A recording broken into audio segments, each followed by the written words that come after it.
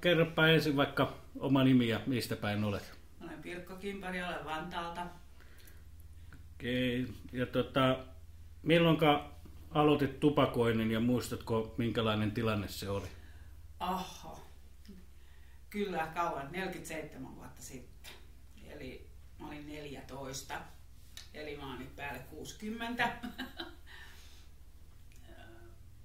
Kyllä ihan nuori mukula, mutta mun äiti poltti, niin se oli kai sitten hienoa, että pääsi salaa käyttelemään. Eli salaahan sitten käyteltiin ensiksi.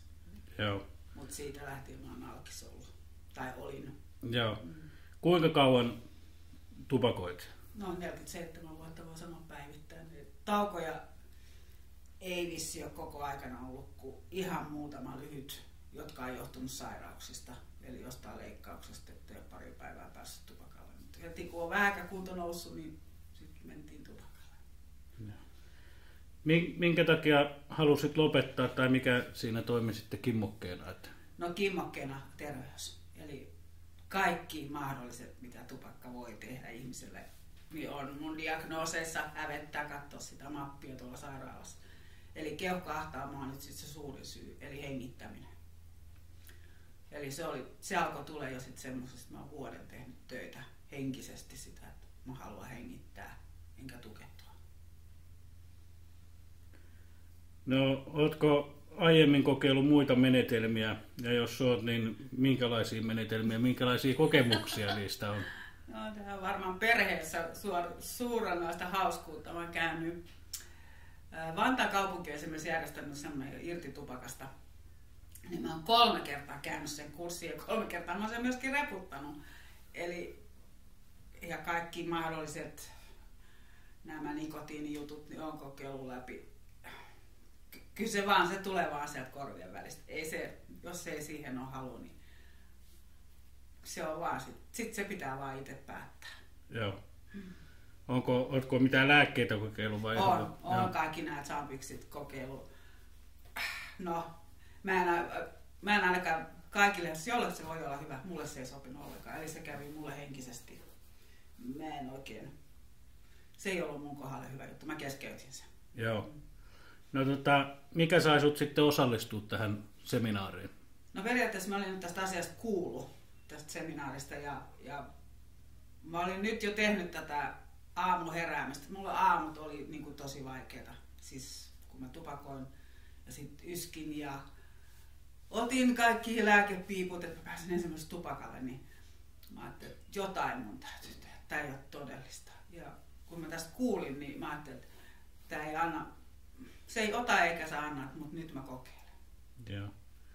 No, kun tämä niin sanottu suuri päivä koitti, niin olitko hermostunut tai jännittynyt? Tai... En mä oikeastaan hermostunut eikä jännittynyt. Aina mä ajattelin, että pysyis mä niin kuin mukana siinä. Eli lähdeks mä niin kuin todellisella mielellä siihen mukaan. Mikä oli yllätys kyllä, että koko päivän niin ihan niin kuin semmoinen hypnoottinen juttu. Mä olin erittäin tyytyväinen. Koska... Kuvaile sitä tunnetta, kun sä olit siinä nikotiiniansassa, joka on vähän niin kuin sokkelo, josta löydät ulos, että minkälaista se oli sitten? No se on kaikille ihmisille, siis nyt kun sä oot ilman, niin minkä ihmeen takia ihminen tekee itsellensä tämmöisen? Siis se on ihan käsittämätöntä. Se on ansa. Se on ihan semmoinen, että se vetää, että ensimmäinen ajatus tapahtuu mitä tahansa. Ensiksi tupakalle, sitten kaikki muu. Mikä idiootti järki siinä on? Siinä ei ole mitään järkeä. Joo. No miltä tämä itse seminaari tuntui siellä? Sä tuossa sanoit, että se oli niin kuin... No ensiksi meillä oli hyvä porukka.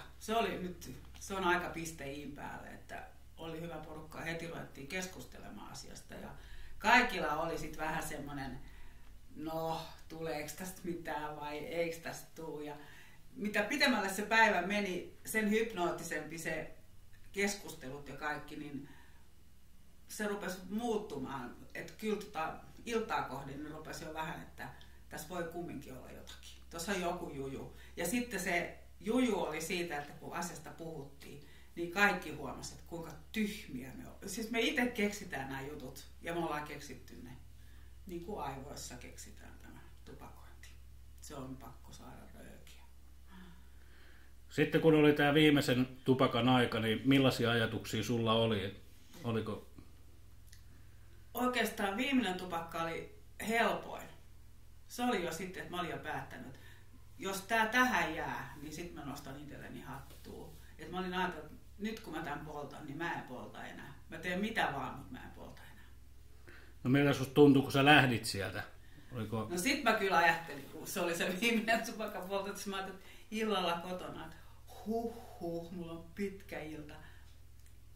Kyllä mun muutaman kerran illalla tuli, että hetkinen, pitäisikö mennä käymään kioskin kautta, mutta sitten mä ajattelin, että ei mä kokeile, kyllä mä yhden yön pärjään. Ja sit tuli se, että aina vaan, mä pärjään. Mä en ole kuollut tähänkään mennessä, vaikka mä poltan. Niin se on ollut semmoinen koko aika. Joo. Vaikka mulla hirveän harvoin on tullut se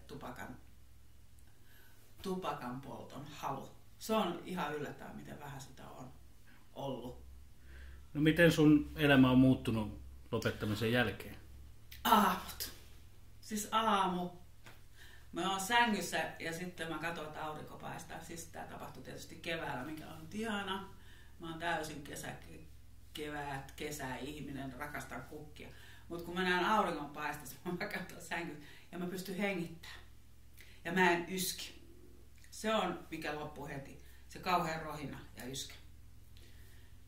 Ja sitten se, että mä pystyn hengittämään keuhkot täältä ilmaa. Mä pystyn puhaltelemaan. Niin, ja mä voin kävellä tuonne keittiöön, että mä en lähätä ja läkähdy. Niin se on se lahja. Se on ihanaa, kun pystyy hengittämään. Joo. Ei tässä. Kiitos tästä ja onnea 4,5 kuukaudesta.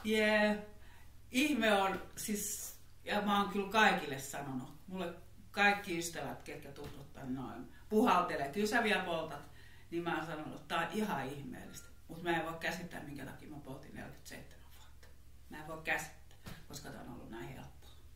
Mutta tää on hyvä olla. Onko jotain, mitä sä haluat sanoa vielä muille, jotka on vielä tässä ansassa? Miettikää se homma. Siis todella, siis se on aivoissa. Siellä aivoissa on se idiootti, joka käskee sua polttaa, niin se täytyy saada sieltä taltutettua. Se on ihan todellista. Ja me keksitään kaikki syyt, minkä takia me saadaan polttaa. Mutta terveys on ihmiselle kumminkin aikaa. Mutta vapautta. Esimerkiksi mulla on vuorokaudessa ihan liikaa tunteja. Nyt mulla on aikaa tehdä kaiken näköistä. Mua huvittaa, että miten mä vaan nykyään niin nopea. Mutta mä en käy tupakalla. Mulla on hyvä olla. Ja kaikkien mun perhe on ne on ihan liki onnellisia. Että mulla on kaikki mahdolliset sairaudet, mitä tupakka on tuonut tullessa. Et nyt jos tää vähäkään jarruttaa tilannetta, niin hyvä on. Kiitos.